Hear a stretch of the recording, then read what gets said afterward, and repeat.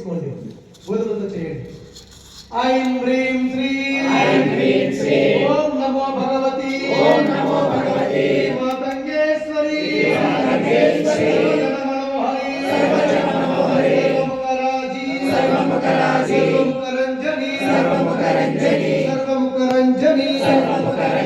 సర్వముఖరంజని సర్వరాజవ శంకరి సర్వస్త్రీ పురుషవ శంకరి సర్వదృష్టముఖవ శంకరి సర్వసత్వవ శంకరి సర్వలోకమముఖం మే సమానయ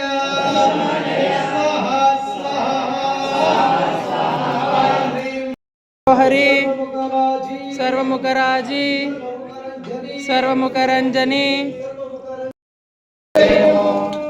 ఇప్పుడు ఆ ప్లేట్లోది హోమోలో వేయకూడదు, పక్కన వేయండి, పక్కన వేయండి.